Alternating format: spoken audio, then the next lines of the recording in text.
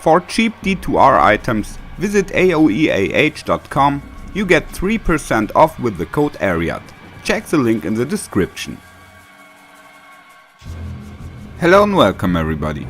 This post is about split farming, and of course I will tell you everything you need to know. So let's start at the beginning. Split farming is when characters go farming together in a game, but each on their own. So you get much more experience from the monsters, because you don't share the XP in the group, and you also have the loot drops for yourself. The drop rates are of course better with more players too. Typical game names for split games either contain the word split, e.g. split farm or split MF, or they directly say in which zone the creator farms, e.g. ICS-UMF or ITZ-U split. CS of course means Chaos Sanctuary, and TZ is for Terror Zone. And if the game title says I cow you not, it means that the creator wants to farm the cow level all alone. When joining such games, you should follow the rules and respect the other players. For starting such games it is advantageous to begin at least in a pair with some friend, because then other players will follow soon.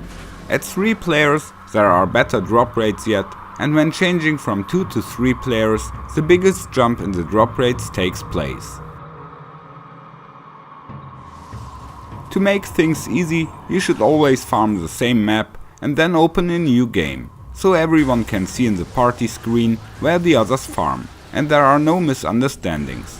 Of course, you can also communicate and farm multiple zones, but this will also make the game last longer. A stable frequency ensures that those people stay who fit to your timing. When games are too short, players can't finish their spots. When the game lasts too long, they start to get bored and look for another game. As an opener, you can also inform the group in between about when you will open the next game, so you write NG in 30 seconds or next game in a minute in the chat. Then the other people know and can finish their spot or go to the bathroom. At the end of the run, you write NG in the chat, so all others know that the next game will be opened. Last but not least, the topic Leechers and Invaders. Leechers are characters who are too weak to kill monsters on their own and just follow others in the group for getting experience. Not every Leecher is also a grabber, so someone who snatches the loot from under your nose. But if you want to get XP quickly, a Leecher is of course still annoying. He steals your XP by being present. Leechers are basically misplaced in a split game, because the title already says that you should split. If someone farms only for the loot and he does not care about the XP, he can of course take along some Leecher, who is only interested in the XP and does not touch the drops. But that should be communicated before. Communication is also the first way to handle intruders. If other players come into your area, you should ask them to leave with the indication that it's a split game. Sometimes you have to explain it again. There are still some players who did not get the principle yet.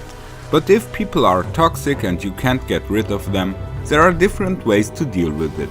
The easiest way, if it is a Leecher or a character with much lower kill speed than your own, then you just quit the party and go your way. The XP is only shared within the party. Of course, it's nasty if someone simply can trump your kill speed, but then there are also 2 solutions.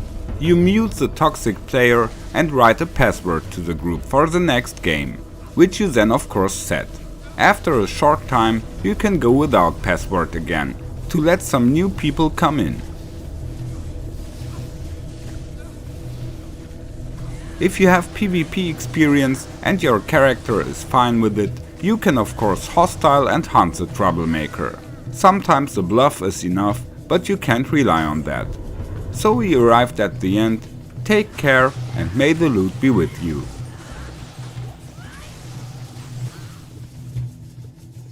Come on. Follow me.